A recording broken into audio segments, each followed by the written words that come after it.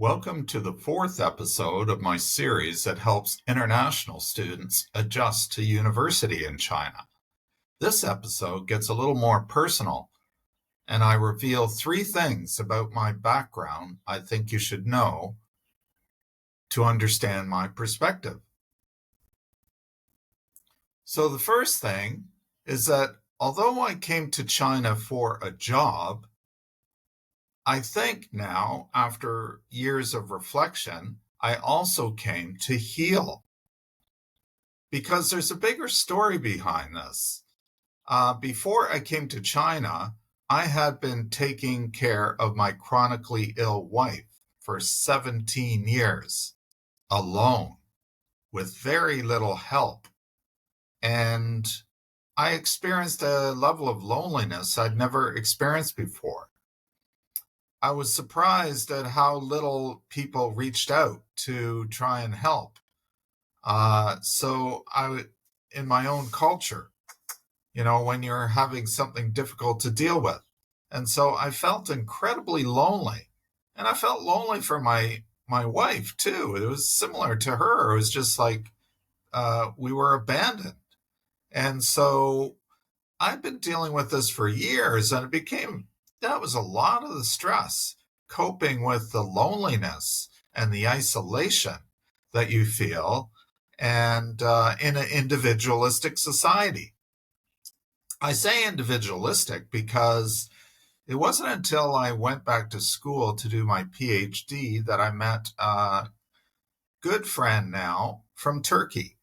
And I told him my story, and he said, you know what? If this happened in Turkey, there'd hardly be any difference to your life because the whole extended family would have helped you.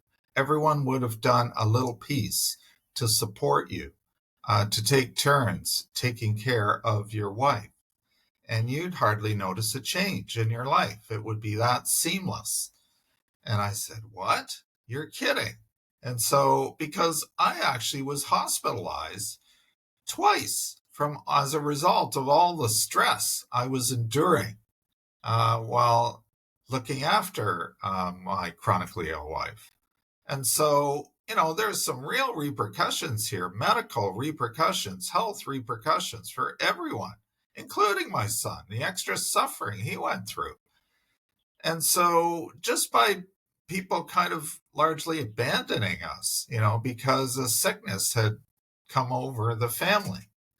And so it wasn't until I heard my friends say this that I started really questioning, what kind of society is this where people, disappear, just kind of disappear into shrink back and when you need them the most. And this included family. And so he made me really think a lot about this. And I actually started reading quite a few books on this. And it actually became part of my PhD. I managed to integrate it in, and I wrote some papers about it, individualism and collectivism and the differences. And so I think that's what happened. A few years later, several years later, suddenly there's this opportunity to go to China. And I think that's why I jumped at it, because I knew China was a collective country, and I was really interested in what would it be like, and at the time I really needed to heal because of all the years of taking care of my wife. And when she was in a better place, this opportunity came up, and I thought, oh, time to take care of myself, because that was a lesson also that I feel that I learned by coming to China, is that I needed to take care of myself. And so that's what I did. Even though I had a lot of guilt, I came to China by myself. And so that's the context within which I came to China. So when I go to a cafeteria in the university that I'm first working at, and an old man walks up to me and just hands me a spoon after watching me struggle eating, I can't remember what it was, but I just couldn't believe it. I thought, what do you mean this man is watching me, watching how I'm eating? And then he actually comes up with a solution. He doesn't even know English. We can't communicate. I just say, thank you very much. And it was these little things. They're just tiny little things amongst strangers. And I'm going, wow, I feel like so kind of protected in China. Like people are looking out for me. And on the subway, too, if I looked a little bit lost, maybe it's on my face, maybe I looked a little frustrated, I wouldn't even have to turn to someone. Someone invariably would walk up and say, do you need some help? You look a little lost, sort of thing. And this happened several times. And different age people, girls, guys, it didn't matter.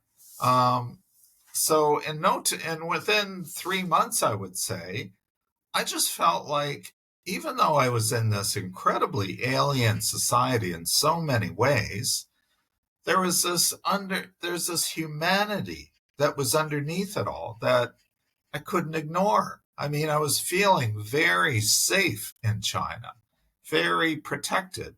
And so protected, in fact, that I remember a few reflections I had. I had these sort of fantasies that I could just go out, travel anywhere into Nanjing by myself, and I could just stand, and wherever I went, I could just reach out my arms and fall backward, and someone would rush and catch me before I'd hit the ground. These are the kind of fantasies I was getting about China. I mean, it was incredible.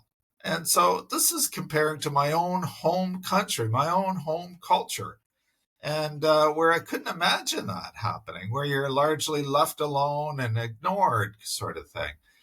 And so this really hit me with China. I just thought, how is it that this place where I can't read the characters, I don't understand the language, the culture is bizarre, it's so different, but so ancient, but so caring. This is what hit me right away. And I think it's really what my soul was missing when I came to China. It answered something, a deep need in me of maybe being seen and being helped. And that was fulfilled within a few months of coming to China. So I would say China really helped me heal from the pain, probably from the trauma of the years of taking care of my wife alone. And so that is the context. And I think it's important for you to understand that, because I have had a very positive experience with China, that I'll never forget. And it really opened my eyes. I mean, I was curious initially about collective cultures, but then to come here and actually experience it, and it was way beyond anything I imagined. And just to add one more thing, one more story, about the second year in Nanjing, I had kidney stones. So I had to go to the hospital and get the kidney stones removed. And so I had a surgery. So anyway, this meant staying overnight in hospital a few nights. And I was overwhelmed by visitors. Like, students from my classes were coming in to visiting me, and they're all expressing, oh, you're alone in China, away from your family. They felt so bad for me. So all sorts of students came in, and then even my boss and his wife and daughter. So the whole family comes in, and of course my assistant, he's coming for maybe 3-4 hours a day. And I'm feeling guilty. I'm going, don't you have work? You must have work to do. And it's like they were feeling so badly that I was alone. And one day, one of these days where I told him, why don't you just go? You must have work to do. Like, go, don't worry about me, go back to the university and do the work you have to do. And he did. And this is when I was sharing a room with another boy. And I don't know what he was there for, a Chinese boy, but his mother would come in the morning and stay all day with him. And she'd bring food, breakfast, lunch, and supper. So she'd cook the home food for him, share it with him, but also be there with him all day long. And this really struck me too. I just go, this would never happen in Canada. Maybe some immigrant groups, but not your basic white Canadian, would never stay all day to visit. It's typically like half an hour or an hour. That's it. And so this really blew me away too.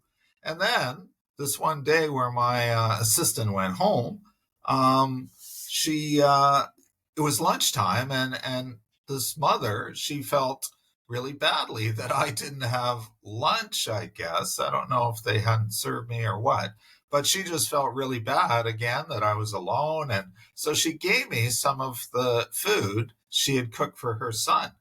And so, like, complete stranger. And then she wouldn't even allow me to pour tea. She'd rush to my bed and pour the tea for me. All these experiences just left such an impact because there had been a period where my wife had been in hospital. And I remember walking the hospital floor and all the other patients too. There was just very few visitors. It was pretty empty. And I just thought this feels so cold and like people don't care and so on. So I never forget that image. And then to have this experience in China of just the opposite, it was just profoundly shook me.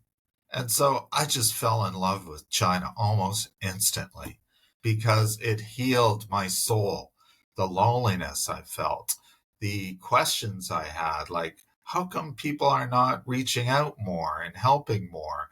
You know, they know what's going on with me. I'm dealing with a very difficult situation that can befall a family. And so this is the whole context I come to China with. It was just such a blessing. It really helped me heal. It helped me understand a collective culture where people are still actively looking out for each other. And so maybe because I was a foreigner, I stood out. I got a little bit more attention. It's hard to tell. It's you can never tell, but I had asked my one of my students, I said, like, all these visitors coming to me, see me, like, is this because I'm a foreigner? And she said, no, in her hometown, if she went to hospital, and, friends and relatives found out there, she'd also get a whole raft of visitors. And she said, actually, usually you don't tell people you go to hospital because you get so many visitors. It's exhausting. And I'm going, you're kidding. And so she did confirm that Chinese do this with other Chinese. It's not just because I was a foreigner.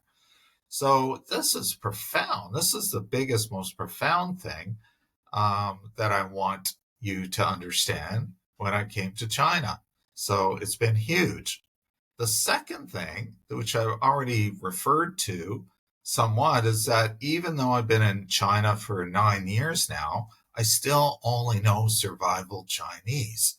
And so I'm a little embarrassed about that. I wish I knew more Chinese because I'd always swore that I was going to learn it. But it's been so difficult when you're working full time. This is the big challenge. And so so actually at this point, since you're a student, I'm jealous of students, international students who come here who have the time to devote to learn the language. And so take advantage of this time where you can, have that 4-hour class in the morning and practice Chinese the rest of the day. It's intense, it's tough, it's hard, but you'll save tons of time. You'll get through it much faster. And then you'll be able to understand what's going on much better. And so I am actually jealous of that because I've been working. I haven't had that time to devote to it.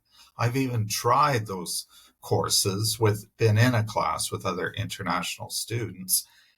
And it was like 4 hours in the morning, but then I needed to practice after that. And I also needed to do the exercises, prepare for tests, all these things. But I had to teach the rest of the time. So I just couldn't afford the time. So I had to withdraw from the class. And so take advantage of it. That's what I say. So otherwise, it's going to be a long, slow process to learn Chinese. I'm still trying, still using some apps and so on, and I am learning more, but it's still a ways to go. And so that is my second issue. And I would say my third issue is my anxiety, some anxiety I have about doing the online workshop that I'm planning to do in a couple months after I've finished this series on YouTube of videos, where I'll go much more into depth about China, about attending university in China, to help you with your own transitions so it isn't so challenging for you. Because that's one thing, through this whole process, I may not have learned the language, but because of my initial experience, as I said, individualism and collectivism, that's how it started.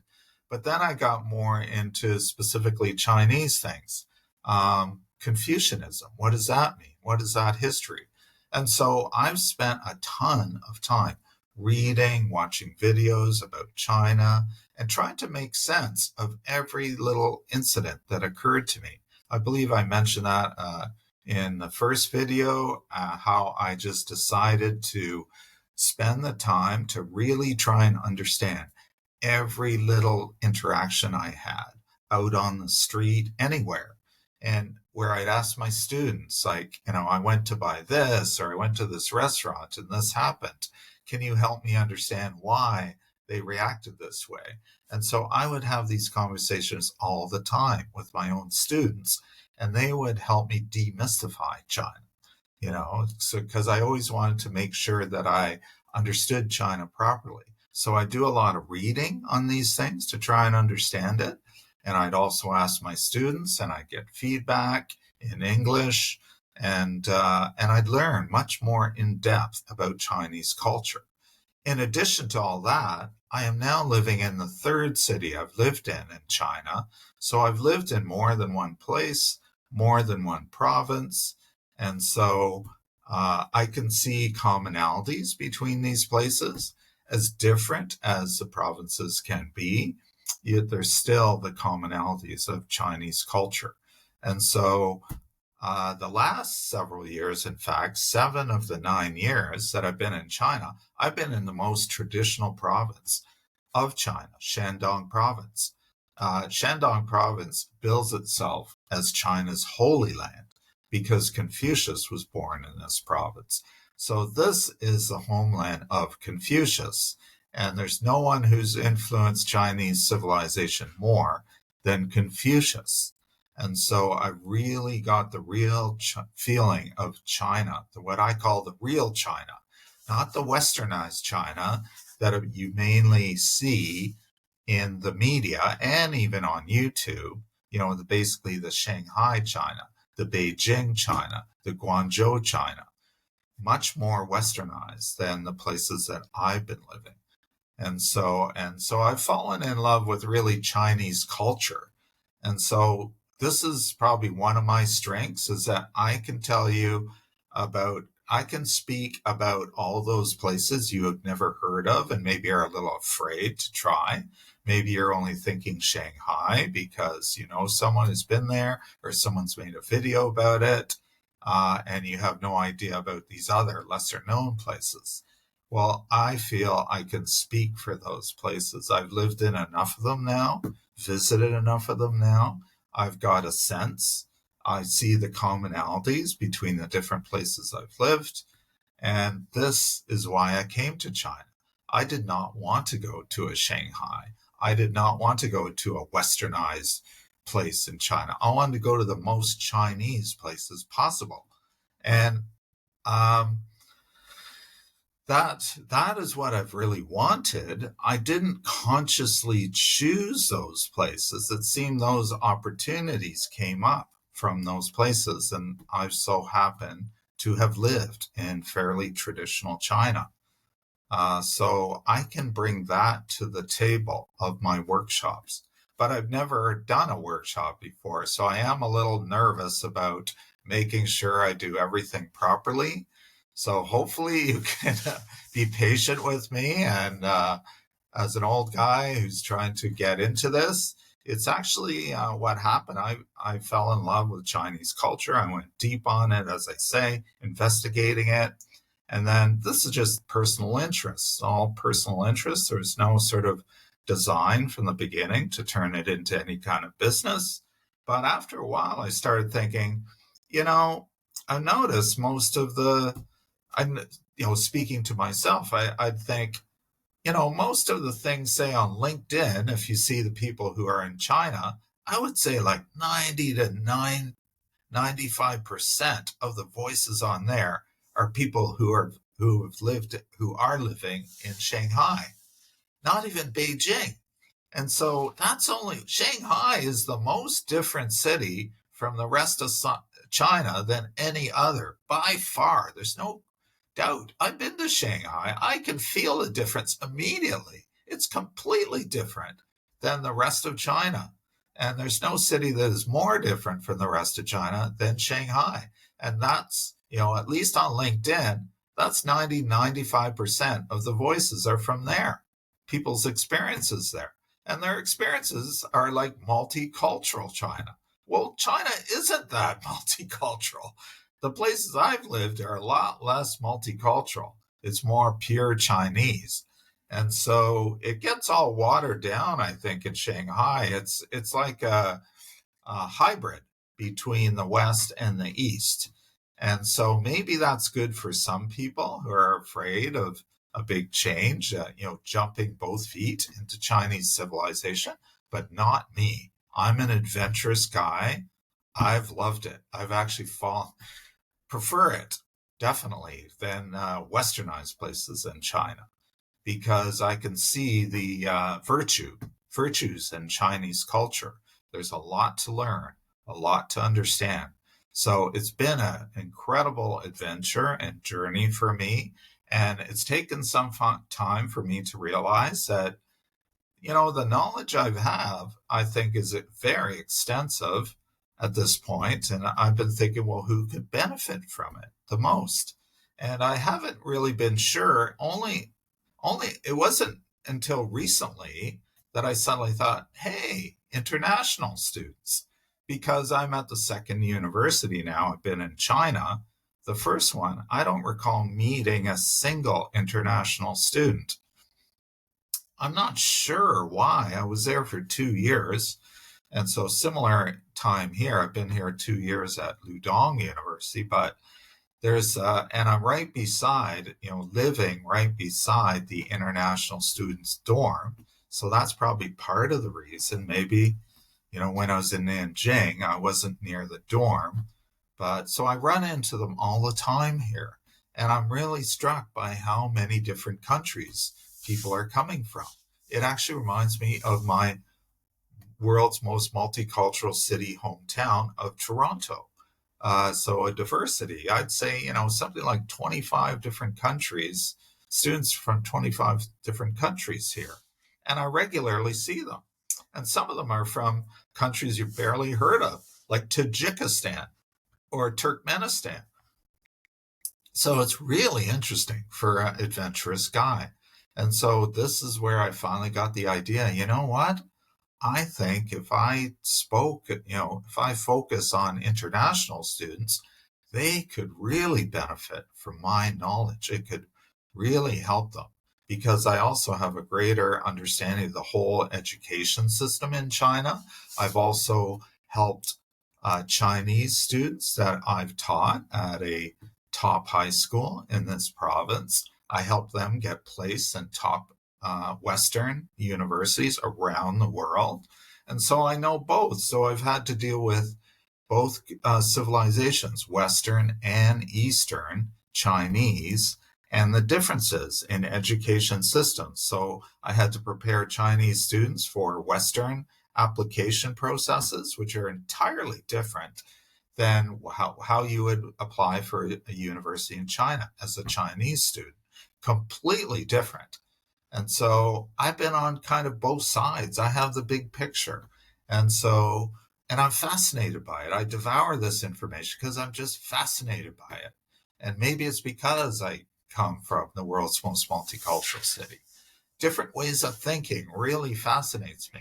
and I try and understand it the best I can. And so what I'd really like to do is use that knowledge to help anyone considering coming to university in China, to help you prepare for moving to China. I really think I can reduce a lot of your anxiety. And so over the next weeks, I'll demonstrate. You'll be able to see the depth of knowledge that I've gained by living in China and teaching for 9 years. And so that is my goal. But I'm still a little bit nervous about having my first workshop this summer. But anyway, that's what I'm building up to and planning. And these are my vulnerabilities, I guess I'm showing in this video, some of my weaknesses. And also perspective, so you understand why I come from the orientation towards China that I do. Anyway, that's it for this week, and we'll see you next week in week 5.